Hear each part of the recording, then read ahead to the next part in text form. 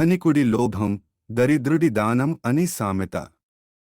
మౌల్వీ నసీరుద్దీన్ ప్రార్థన చేసుకునే మసీదు శిథిలావస్థకు చేరుకుంది.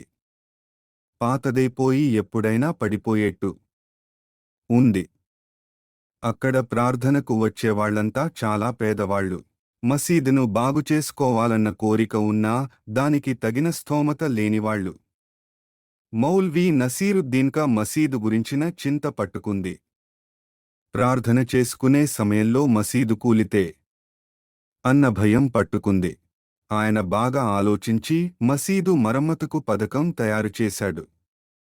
ఇరుగు పొరుగు వాళ్లను సమావేశపరచాలని నిర్ణయించుకున్నాడు. ప్రయత్నం కూడా ప్రారంభించాడు. ముందుగా మౌల్వీ ఒక ధనికుడి ఇంటికి వెళ్ళాడు. ఆయన ఎంత ధనికుడో అంత లోభి కూడా. ఆ ధనికుడి కళ్లలో ఒకటి నకిలీది. ఎవరికీ అతని దగ్గర చందా అడగాలన్న ఊహ కూడా కలగదు. మౌల్వీ నసీరుద్దీన్ ముందు అతని ఇంటికే వెళ్ళాడు. ధనికుడు మౌల్వీ వచ్చిన కారణం అడిగాడు. మౌల్వీ నసీరుద్దీన్ ధనికుడికి మసీదు పరిస్థితి వివరించాడు. ధనికుడు చందా ఇస్తాను కాని ఒక షరతు ఉందన్నాడు. మౌల్వీ అడిగాడు, షరతు ఏమిటి?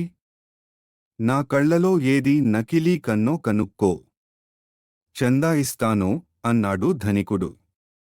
మౌల్వీ ధనికుడి కళ్లలోకి ఒకసారి చూసి ఎడమకన్ను నకిలీదని చెప్పాడు.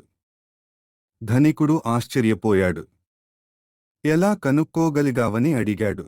మౌల్వీ సూటిగా జవాబిచ్చాడు, మీ అసలు కన్నుకు దయా ప్రేమ ఉండవు కదా. అందుకే అది రాయిలా కనిపిస్తున్నది. మీ ఎడమ కంట్లో కొంచెం దయా ప్రేమ కనిపించాయి. కాబట్టి అదే నకిలీదే ఉండాలి. మౌల్వీ నసీరుద్దీన్ నిర్మోహమాటంగా చెప్పిన మాటలకు లోభియైన ధనికుడు సిగ్గుపడ్డాడు. మొత్తం మసీదు మరమ్మతు ఖర్చు తానే భరించడమే కాక మౌల్వీకి కూడా మంచి కానుక ఇచ్చాడు.